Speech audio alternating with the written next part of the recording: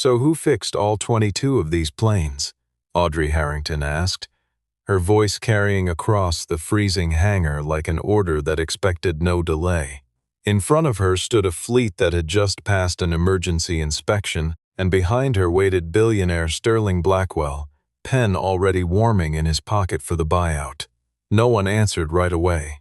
The pilots looked at the concrete. The technicians looked at each other.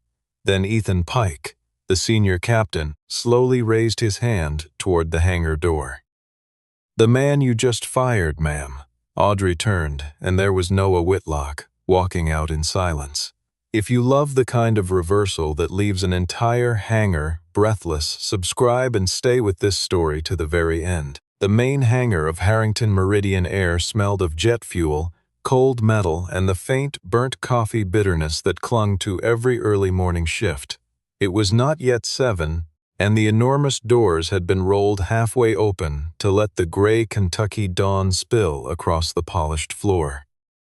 22 aircraft sat in perfect rows, wings gleaming under the high sodium lamps, nose gear aligned as though someone had measured each one with a ruler.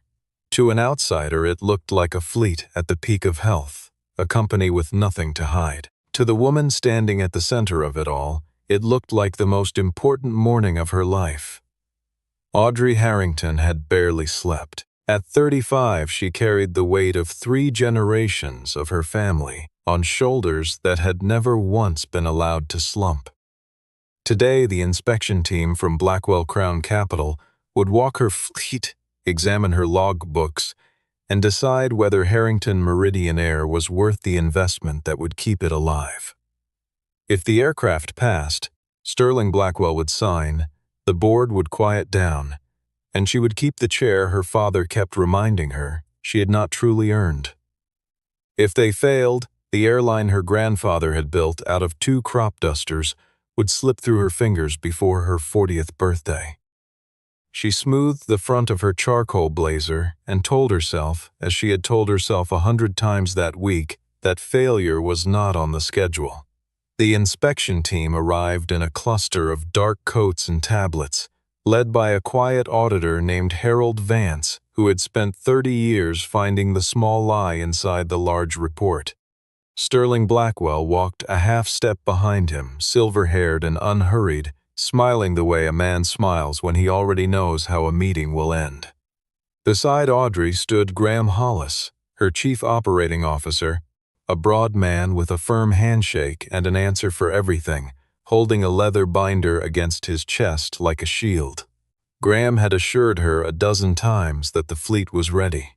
This morning, watching the auditors fan out among the aircraft, she chose to believe him one more time. What happened over the next hour was not what Audrey expected. She had braced herself for delays, for a maintenance flag on the older regional jets, for the auditors to frown at the hydraulic history that Graham's reports had always described as manageable. Instead, Harold Vance moved from tale to tale with a growing quietness that unsettled her more than any complaint could have. The hydraulic systems were sound. The brakes had been rebuilt. The auxiliary power units, which the internal reports had called the fleet's weakest point, had all been serviced within the last 2 weeks. Every logbook was current, every discrepancy closed out, every signature line filled. It was, Vance murmured to no one in particular, the cleanest fleet inspection he had walked in years. Audrey should have felt triumphant. Instead, she felt a cold thread of confusion tighten in her chest, because none of this matched the reports that landed on her desk. For 6 months, those reports had told a story of a fleet held together by patience and prayer, of deferred parts and stretched schedules, and a maintenance department always one crisis away from grounding half the aircraft. She had signed off on budget cuts based on those numbers. She had trimmed the technical staff based on those numbers. Now she stood in front of 22 planes that looked as though money had never been a problem at all, and she could not reconcile the 2 truths standing in the same room. She turned to Graham and asked, quietly at first, who had done all of this. Graham's smile flickered. He said the operations team had made a tremendous push, that everyone had pulled together, that this was the result of the culture he had built. It was a smooth answer, the kind he was good at, but it did not survive contact with the auditors. Harold Vance looked up from a logbook and said, mildly, that the depth of the work suggested a single experienced hand, not a committee. He wanted to know whose hand. And Audrey, feeling Sterling Blackwell's patient eyes on the back of her neck, feeling the whole delicate morning tilt beneath her, raised her voice so it filled the hangar. Who fixed all 22 planes? The silence that followed was total. Somewhere a compressor hissed and went quiet. The technicians gathered near the tool cages did not move. The pilots standing beside their aircraft studied their own boots. Audrey looked from face to face and saw something she did not understand at first, something that looked almost like fear, and beneath the fear something that looked like shame that did not belong to any of them. She was about to ask again, louder, when Captain Ethan Pike stepped forward from the line. Ethan was 61, gray at the temples, with the unhurried certainty of a man who had landed aircraft in weather that made younger pilots pray. He had flown for Harrington Meridian Air for 29 years, longer than Audrey had been alive. He did not look at Graham. He did not look at Sterling. He looked straight at the CEO, and then he lifted one weathered hand and pointed toward the far end of the hangar, toward the personnel door, where a lone figure in a faded work jacket was carrying a battered tool bag out into the cold. "The man you just fired, ma'am," Ethan said. For a moment, Audrey did not move. The name arrived in her mind before her memory could catch up to it. Noah Whitlock, the night mechanic, the difficult one. The one Graham had warned her about, the one she had dismissed 3 hours earlier for refusing a direct order in front of the whole crew. She turned toward the door in time to see him pause, just for a breath, as though he had heard his own story being told behind him. He did not turn around. He did not come back to claim what was his. He simply pushed the door open and stepped through it, leaving behind 22 aircraft that he alone had kept fit to fly. Sterling Blackwell watched all of this with the interest of a man who had just spotted a crack in a wall he intended to buy. He said nothing, but the corner of his mouth curved, and in that small movement Audrey felt the ground shift beneath her feet. She had walked into that hangar believing she understood her company. She was beginning to suspect she understood almost nothing at all. 3 hours earlier, before the auditors, before the question that would freeze the hangar, Noah Whitlock had been finishing the last inspection of the night. The building had been nearly empty then, lit only by the work lamps clamped to his rolling cart and the green glow of a diagnostic laptop balanced on a wing panel. He had worked through the night as he had worked through so many nights before, moving from aircraft to aircraft with the quiet economy of a man who had done this 10,000 times and still refused to rush a single step. He was 40 years old, lean and unhurried, with grease worked so deep into the creases of his hands that no soap had removed it in years. The last aircraft on his list was a regional jet with a fuel pressure sensor that had been reading intermittently. A fault too small to ground a plane on a normal week and too real to ignore on a week when that plane was about to be paraded in front of investors. Noah had chased the fault for 2 nights. He suspected the sensor itself, but he could not yet rule out a wiring harness that had been chafing against a bracket, and until he could, he would not put his name on a document that called the aircraft ready. He wrote it up cleanly, plainly, the way he wrote everything, and he requested that the jet be held back 1 more day for a deeper check. Graham Hollis had not taken the request well.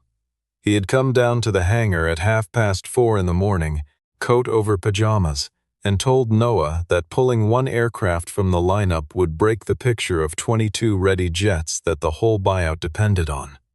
Noah had listened, wiped his hands, and said what he always said, which was that a maintenance report was not a decoration and could not be edited to please a man with a checkbook. Graham had called him difficult. Noah had not argued the point. He rarely argued anything. He simply did not move.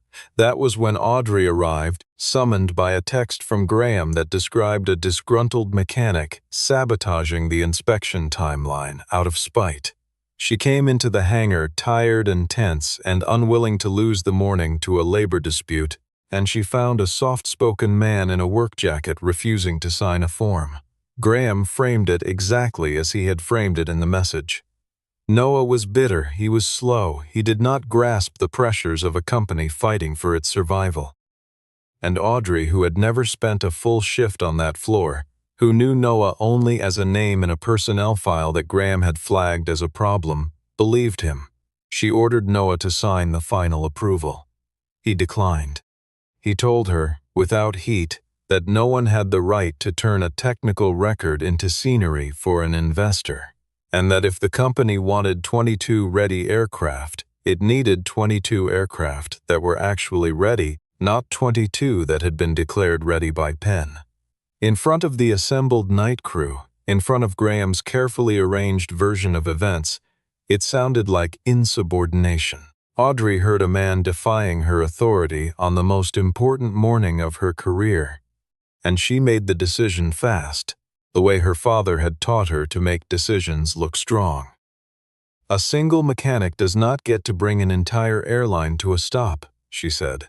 Noah did not beg. He did not raise his voice. He reached up, unclipped his employee badge from his jacket, and set it gently on the workbench between them. An airline only needs one person brave enough to say no, he said, so the whole sky doesn't have to pay for the yes. Then he gathered his tools while security waited by the door, and he left the hangar without looking back. Behind him, unseen, Graham Hollis slid the honest report out of the active file and tucked it into a side folder, where the truth could rest quietly until it was too late to matter.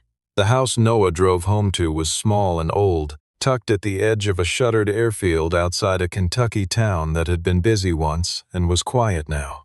The porch light was still on. Inside, on the refrigerator, hung a crayon drawing of an airplane with a stick figure standing under it and the words, "My dad fixes the sky," written in a 9-year-old's careful hand. Noah had looked at that drawing every morning for 2 years, and every morning it reminded him why he had chosen the night shift, why he had walked away from a career that had paid twice as much. His daughter Clara was the reason for all of it. After his wife had died, Noah had made a quiet arrangement with his own life.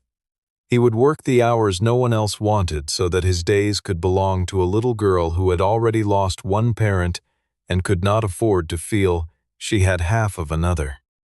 He had been an engine certification engineer once, at a major carrier, respected, well-paid, on a track toward the kind of office that came with a view. He had given it up without regret to stand under fluorescent lights at 3 in the morning, listening to turbines the way other men listened to music, because a night mechanic could be home when the school bus came. That morning, before the hangar erupted, his phone had buzzed on the workbench. It was Clara, awake too early, asking in her small, serious voice whether he would be home for dinner. Noah had leaned against a wing and told her yes, he would try, and that everything was fine, keeping his tone light, and even so she would hear nothing of the storm gathering around him. He had not told her he had just lost his job.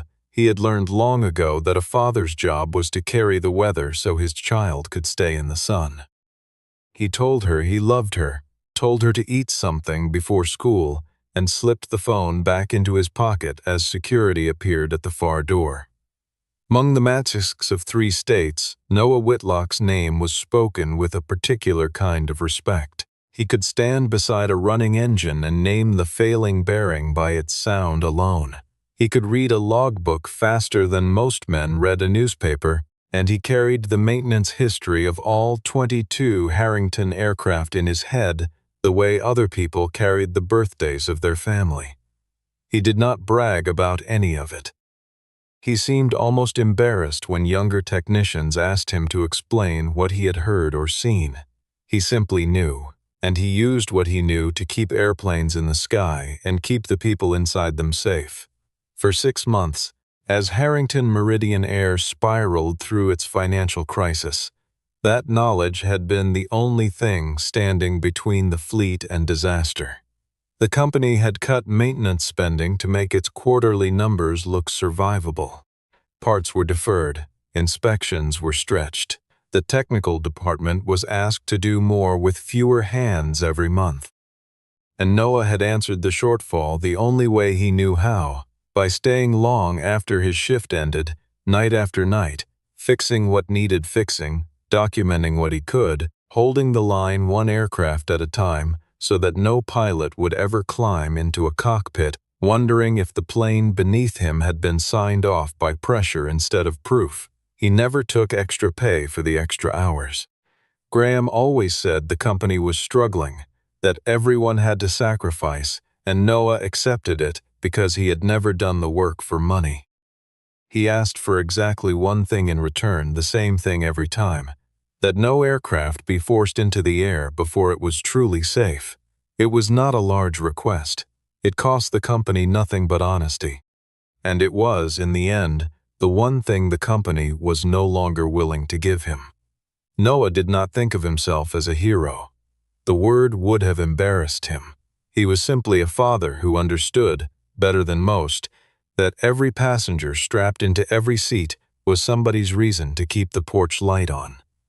When he tightened a fitting to the exact torque, when he refused to close out a fault he could not fully explain, he was not thinking about the company or the buyout or his own reputation. He was thinking about a stranger somewhere with a daughter of their own, waiting at a gate, expecting the person on that airplane to come home. That was the whole of his philosophy, and it had never once let him down. In the drawer of his workbench, and now in the tool bag over his shoulder, Noah kept a personal notebook, worn soft at the corners, that no one at the company had ever thought to ask about. Inside it, in his small, even handwriting, was the true history of the fleet. Every one of the 22 aircraft, every fault he had found, the date and hour he had found it, the part he had replaced, the name of the pilot or technician who had witnessed the work, and, beside many entries, a note of the warning he had sent to Graham, and the silence he had received in return. It was not a diary, it was a record, and a record, Noah had learned across a lifetime of machines, was the one thing a lie could never fully erase. Audrey Harrington was not, whatever the morning would make her look like, a cruel woman. She was intelligent and driven, and genuinely afraid of failing a family that had never made room for failure.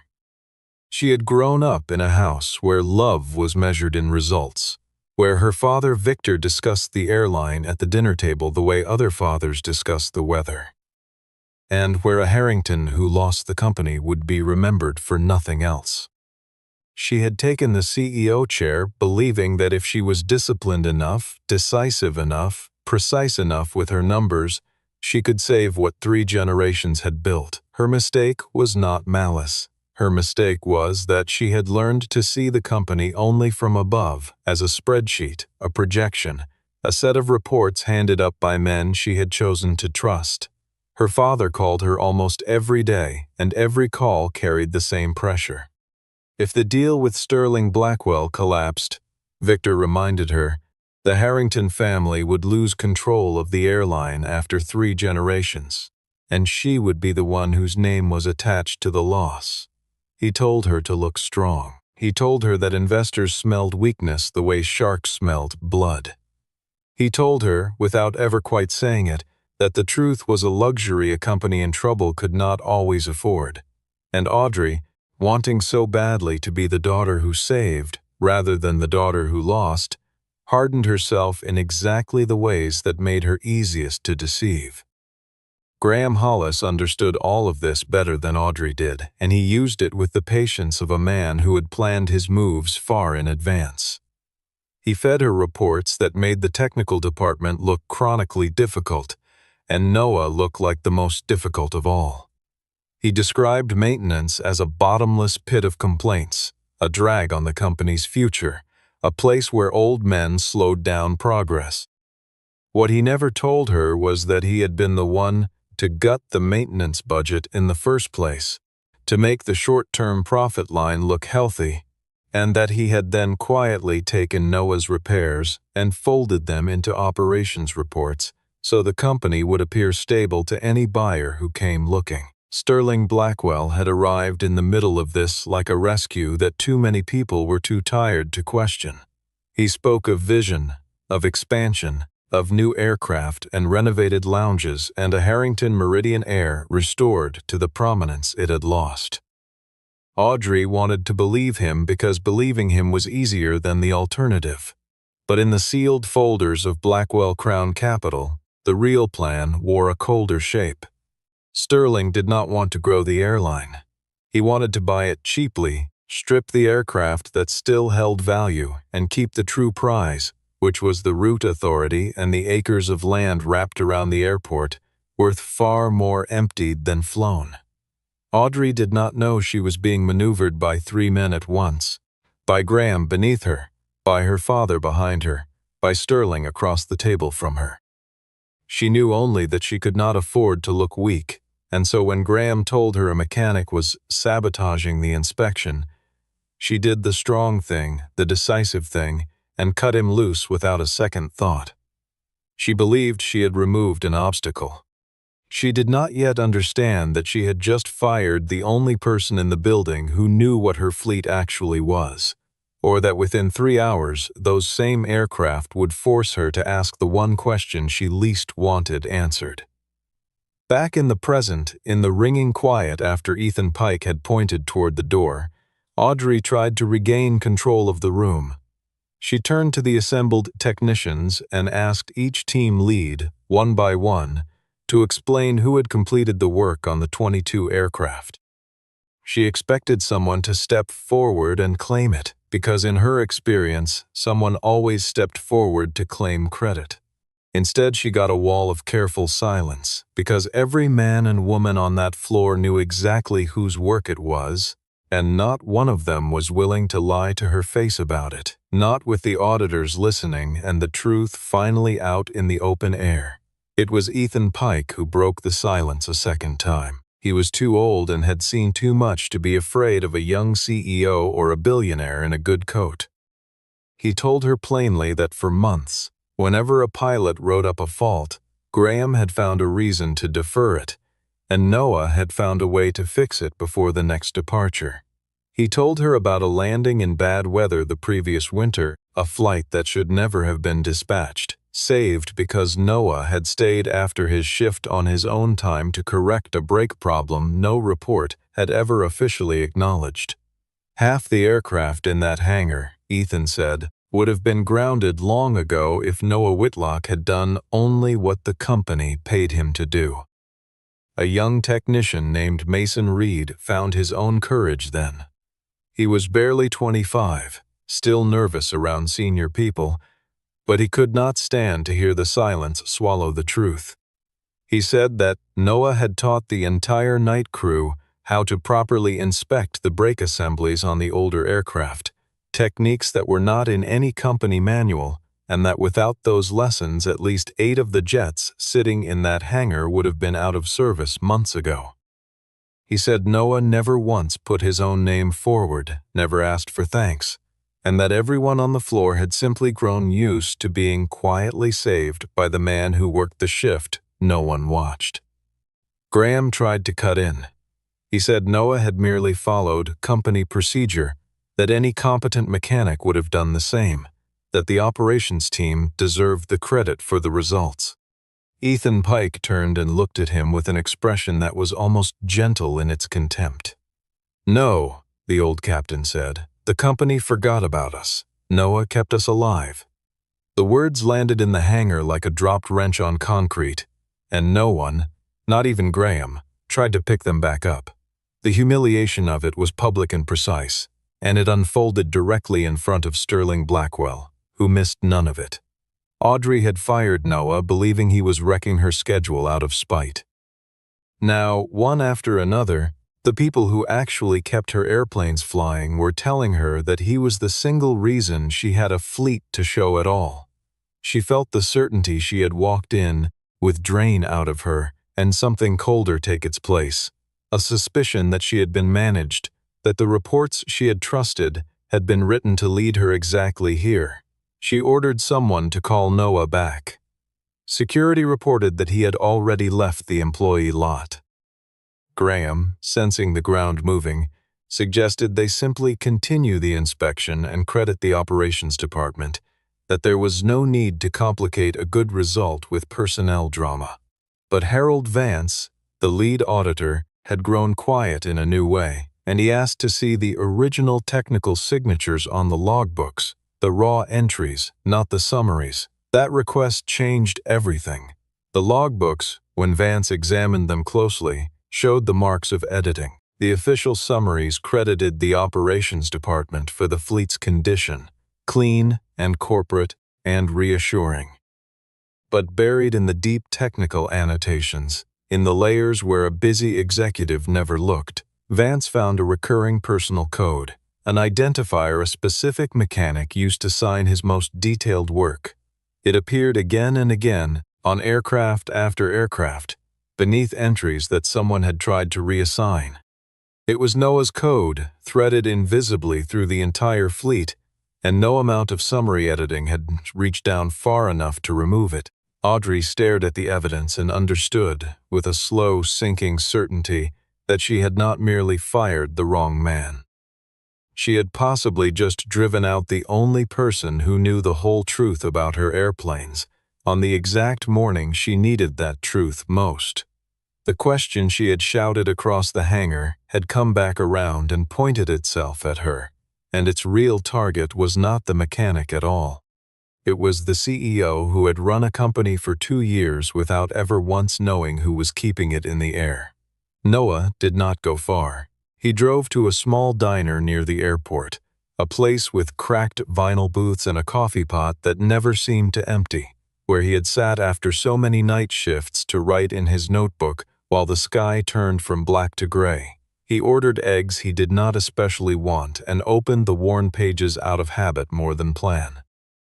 His phone rang once, Clara again, and he told her softly that Dad was fine, that he would see her soon, keeping her carefully outside the thing that was happening to his life.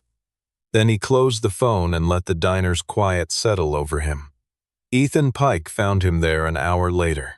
The old captain slid into the booth across from him, ordered coffee, and told Noah bluntly what had happened after he walked out, how the whole hangar had turned toward the door, how the auditors had found his code in the logbooks. He warned Noah that Graham would not go down quietly, that the operations chief would try to shift every deferred repair, every technical failure, onto the shoulders of the mechanic he had just fired. If Noah stayed away, Ethan said, he would be the perfect person to blame. Noah listened without much expression. He said he had no interest in going back to beg for a job he had already lost. But when Ethan pressed, he agreed to one thing. He would meet Audrey Harrington on the condition that the meeting be recorded officially and that an independent flight safety representative be present. He would not walk back into a room where the truth could be edited again the moment he left it. Ethan nodded, because it was exactly the kind of condition a careful man would set, and exactly the kind that told him Noah was thinking not about revenge but about proof. Then Noah turned the notebook around on the sticky diner table and let Ethan see what was inside. The old captain went still as he read. Page after page in that small, even hand lay the entire hidden history of the fleet. Dates and times of repairs, part numbers, serial numbers, the names of pilots who had witnessed the work, small photographs, tucked between the pages showing cracked fittings and corroded brackets, copies of emails sent to Graham and marked in Graham's own replies as not urgent. It was not the notebook of an angry man. It was the notebook of a witness who had known somehow that a day like this would come. The most damning part was the last section. Noah had kept copies of 22 original maintenance reports, the real ones, the ones that named him as the mechanic who had performed the work. He had watched over the months as Graham took those repairs, erased his name from the official records, and used the cleaned-up numbers to make the company look healthy to a buyer. He had said nothing publicly, because a mechanic accusing a chief operating officer of fraud was a mechanic looking for the door. But he had kept every page, every timestamp, every photograph, waiting for the moment when the truth would be worth more than his job. Audrey met Noah that afternoon in a small technical office off the hangar floor, with a recorder running and a gray-suited independent safety officer named Diane Alcott sitting quietly at the end of the table. Audrey came in wearing the last of her authority-like armor, and she opened with a challenge, asking why, if things were as bad as he claimed, he had never brought any of it directly to her. It was meant to put him on his heels. It did not. Noah answered without any drama at all. He said he had sent 17 separate safety warnings up through the company's internal system over the past 6 months. Every one of them logged with a date and a tracking number, and that every one had been intercepted, delayed, or flagged by Graham Hollis as not urgent before it could ever reach her desk. He slid a printed list across the table. The tracking numbers were real. The dates were real. The pattern was undeniable. Audrey looked at 17 attempts to tell her the truth, each one strangled before it could climb high enough for her to hear it, and for a long moment she could not speak at all. She had believed she was a CEO who knew her company. She was learning, in a small cold office that smelled of solvent and paper, that her company had an entire lower floor of truth she had never once looked down into. The reports she trusted had been a curated surface. Beneath them, in the notebook of a man she had fired that morning, lay everything she had needed to know and had never been allowed to see. Noah closed the notebook and set it on the table between them. "You wanted to know who fixed 22 planes," he said quietly. "The better question is who let them stay broken for so long." He did not say it as an accusation. He said it the way he said everything, as a plain description of a fault that needed finding. And Audrey, hearing it, felt the last of her certainty give way, replaced by the first true question she had asked in 2 years about the company she thought she ran. She began, that same afternoon, to pull the buyout agreement apart, line by line. She could not do it alone, so she brought in Daphne Monroe, the airline's own legal counsel, a sharp and careful woman who had raised private concerns about the Blackwell deal for weeks, and been overruled each time by the pressure to close. Daphne read the contract again with fresh eyes, and this time she found the clause that mattered, tucked deep in the language about post-closing adjustments.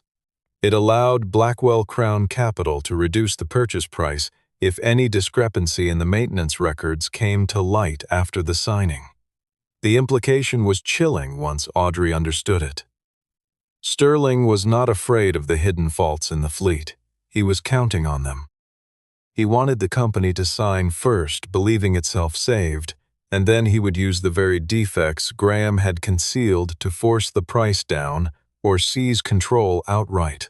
The deal that looked like a rescue was designed as a trap, and the bait was Audrey's desperation to look strong for her father and her board. Noah walked Daphne and Audrey through the fleet as it truly stood. He explained that the 22 aircraft were not all badly damaged, that much was honest, but that many of them were flying on the temporary strength of a maintenance team holding the line with sweat and overtime. If the company kept concealing the real condition instead of repairing it properly, the costs would not stay hidden. Within a few months they would erupt, and by then Blackwell would own the leverage to name any price he liked. Honesty now was expensive. Concealment now was fatal, only slower. Sterling appeared in the conference room as the mood turned against him and tried, smoothly, to steer it back. He said Noah was a fired employee with an obvious motive for revenge, a bitter man whose word could not be trusted. Graham backed him instantly, insisting that Noah had performed unauthorized repairs simply to make himself seem indispensable. It was a coordinated dismissal, delivered by 2 men used to being believed. But Noah did not defend himself with feeling. He answered with photographs of the parts, with serial numbers, with order codes, with the emails Graham had ignored, and every piece of it matched the current condition of a specific aircraft that anyone could walk out and touch. Audrey watched Sterling through all of it and saw him clearly for the first time. A man who truly wanted to save an airline would have asked about safety, about passengers, about how to fix what was broken. Sterling asked none of those things. He asked how much salvage value the fleet still held, how quickly the older aircraft could be sold, what the land was worth if the routes were consolidated. Every question he raised confirmed what Daphne had begun to suspect and what Noah had known all along. And then Daphne found the last piece. Digging through the transaction records, she discovered that Graham had already sent the true maintenance reports, the honest ones, directly to Blackwell Crown Capital weeks earlier. Sterling had known the real condition of the fleet the entire time. He had let Audrey believe she was hiding a weakness from him while he was in fact holding that weakness in his hand, waiting for her signature to turn it into a weapon. The rescue had never been real. It had been a slow, patient theft dressed in a good suit and a reassuring smile. Audrey called an emergency meeting of the board that evening in the glass-walled room that overlooked the hangar floor where the 22 aircraft sat waiting in their rows. Victor Harrington was there, and Sterling Blackwell, and Graham Hollis, and Daphne Monroe, and Ethan Pike, and Noah Whitlock, still in his work jacket among the tailored coats. Below them, through the glass, the fleet glowed under the lamps like a promise no one in that room had fully kept.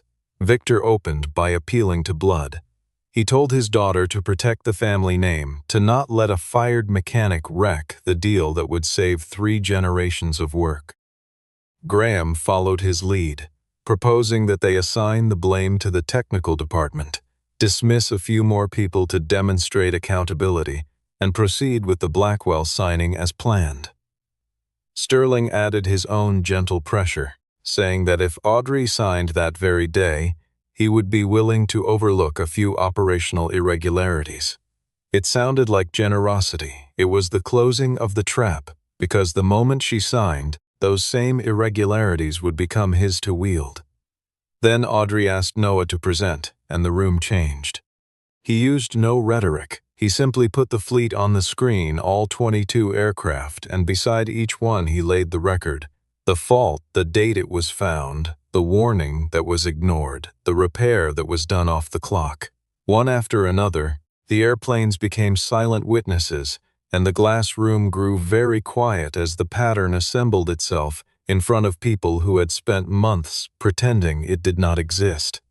Ethan Pike stood and confirmed it from the cockpit side, describing the fault reports pilots had filed directly with Graham that had gone nowhere. Mason Reed and 2 other technicians, brought up from the floor, confirmed it from the hangar's side, testifying that Noah had been the one quietly keeping the fleet airworthy while the company looked the other way. And then Daphne Monroe delivered the blow that broke the meeting open. She produced evidence that Graham had been receiving consulting payments from a firm tied to Blackwell Crown Capital, that his job had been to make the company look just healthy enough to sign, and just troubled enough for Blackwell to squeeze afterward. Graham lunged for the only defense he had left. He said Noah had worked outside the process, outside the rules, a rogue mechanic doing whatever he pleased. Noah met it with the same calm he had carried through the entire day. "I worked outside the hours," he said. "I never worked outside the law." It was a simple sentence, and it ended Graham's argument completely, because everyone in the room could see which of the 2 men had been protecting the company and which had been selling it. The choice fell to Audrey, and everyone in the glass room knew it. If she protected the family and the deal, Noah would become the scapegoat, and the theft would proceed under a veneer of order. If she chose the truth, she would have to stand in front of her father, her board, and a billionaire, and admit that she had fired the one man who had saved her fleet. She rose from her chair. She looked at Victor, at Sterling, at Graham, and at the 22 aircraft glowing beyond the glass. Then she spoke in a voice that did not shake. The Blackwell deal is suspended. Graham Hollis is suspended pending investigation. And Noah Whitlock will lead an independent safety audit of every aircraft in this fleet. The days that followed were not a clean victory. Suspending the deal threw the company into open crisis. Questions swirled about why the Blackwell agreement had collapsed at the last moment, and the answers the company could give were incomplete and unflattering. The board split into factions. Victor Harrington was furious that his daughter had let a night mechanic reshape a billion-dollar strategy, and he told her so in words that would have crushed the Audrey of a month earlier. She did not crumble, but she did not pretend it was easy either. Audrey was not forgiven quickly, and she did not expect to be. She had to walk down into the hangar herself, onto the floor she had always viewed from behind glass, and stand among the technicians she had treated for 2 years as names on a payroll. No one welcomed her. The silence of the crew was heavier than any speech of protest could have been. She had signed the cuts that overworked them, believed the reports that erased them, and fired the man who protected them, and they were not going to hand back their trust because she had finally arrived in person. She stood in that silence and let it teach her something the reports never had. Noah was reinstated, but he refused to simply return to what he had been. He told Audrey that he would not come back unless the company changed the process that had failed in the first place, and he laid out 3 conditions. First, every safety report would go directly to an independent department, never again routed through operations or any financial manager who might find it inconvenient. Second, any mechanic would have the right to ground an aircraft for a reasonable concern without fear of losing their job. Third, all 22 aircraft would be re-inspected in the open, publicly, without reference to any of the edited reports Graham had left behind. Audrey accepted all 3. It was, for her, the real turning point, larger than any decision she had made in the boardroom. For the first time, she was not trying to win through authority, through the strong pose her father had taught her. She was winning, if it could be called winning, by listening, by handing power to the people who actually held the safety of the fleet in their hands. It cost her the illusion that a company could be run from above. It gave her, in exchange, the first honest ground she had stood on since taking the chair. Late one night, after the floor had emptied, she found Noah alone by one of the regional jets, running a light along a panel seam out of pure habit. She asked him the question that had been sitting in her since the hangar first fell silent. Why, she wanted to know. Had he not shouted when she fired him, had not defended himself, had not made her hear the truth right there in front of everyone? Noah lowered the light and thought about it the way he thought about a fault. He told her that a man who spends his life fixing airplanes learns something about noise. Noise, he said, does not help you find the problem. When an engine is failing, you do not shout at it. You get quiet and you listen, and you follow the smallest wrong sound down to its source. Patience finds the fault. Volume only hides it. He had not defended himself loudly because he had spent 20 years learning that the loud response is almost never the correct one, and because he trusted, in the end, that the record would speak when it was ready. Audrey apologized then, honestly, without the careful framing she usually put around everything she said. Noah did not rush to soften it for her. He accepted the apology, but he told her plainly that her sorry mattered less than the answer to a different question, which was whether the next person who told the truth in this company would still have a job the following morning. That, he said, was the only apology that would ever mean anything, and it was not one she could give with words. She would have to build it, decision by decision, over years. A few days later, Audrey stood before the assembled staff of Harrington Meridian Air and did the thing her father had spent her whole life warning her never to do. She admitted in public that she had been wrong.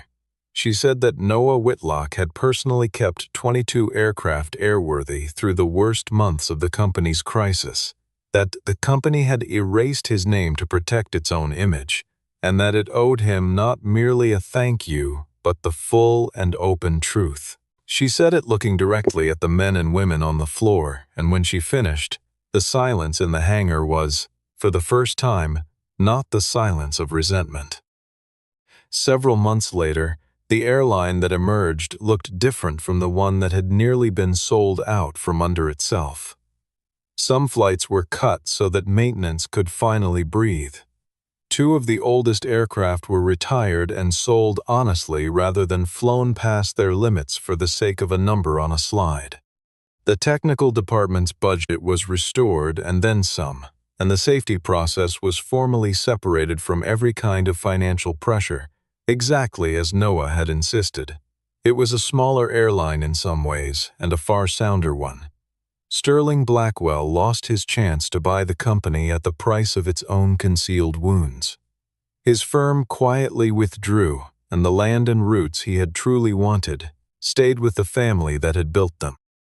Graham Hollis was placed under formal investigation for concealing the maintenance reports and accepting payments from a party to the deal, and the version of the company he had tried to sell died with his career. Victor Harrington was eased out of his honorary role after the board finally understood that his lifelong obsession with appearances had nearly destroyed the very name he was trying to protect.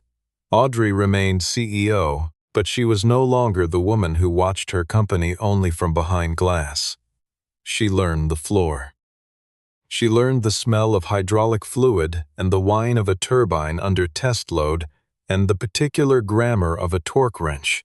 And she came to understand that an airline is not kept alive by speeches or by the smiles of investors, but by the hands of people who quietly do the thing correctly when no one important is watching. She still made the large decisions. She simply made them now with the floor in her lungs instead of only the spreadsheet in her eyes. Noah did not become a billionaire or a celebrated hero.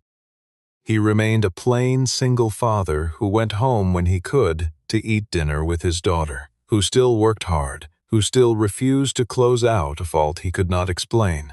But his honor was returned to him fully. His name appeared, at last, in the official record credited exactly as the truth demanded. The man who had kept 22 aircraft of Harrington Meridian Air fit to fly through the darkest stretch of the company's history. The final morning of the story was the day the first aircraft took off after the restructuring. Audrey invited the entire technical department out onto the hangar apron to watch. In front of all of them, in the pale light, she handed Noah a new employee badge. It did not read lead mechanic. It read Director of Flight Safety Operations, a role created specifically so that no report he ever filed again could be buried by anyone above him. Noah took the new badge and thanked her. But he kept the old one too, the badge he had unclipped and set on the workbench the morning he was fired, and he clipped both to his jacket side by side. Audrey noticed and asked him why he had held on to the old one. He looked at it for a moment, then looked out at the aircraft rolling toward the runway. To remember, he said, that a whole airline can lose its way just by forgetting to ask the people under the hangar what's true. The jet lifted into the dawn, climbing clean and steady into a sky that owed a great deal to a man most of the company had never noticed. Audrey stood between Noah and Ethan Pike and watched it go. This time no one asked who had fixed it. This time everyone in the building already knew the answer, and the knowing had changed them. Behind them the remaining aircraft sat in their long, neat rows, no longer trophies to show a billionaire, but proof of a lesson the company had nearly paid everything to learn. An airline does not fly on the reputation of a founding family, or on a billion-dollar contract, or on the smile of an investor. It flies on bolts tightened to the proper torque, on reports written honestly, on people brave enough to say not yet safe even when the word might cost them their livelihood. Noah Whitlock had not saved 22 airplanes to be praised. He had done it because on every single flight there were people who needed to come home, and because a CEO can run a company, But the person who keeps it in the air is sometimes the very one she once thought she could most easily do without.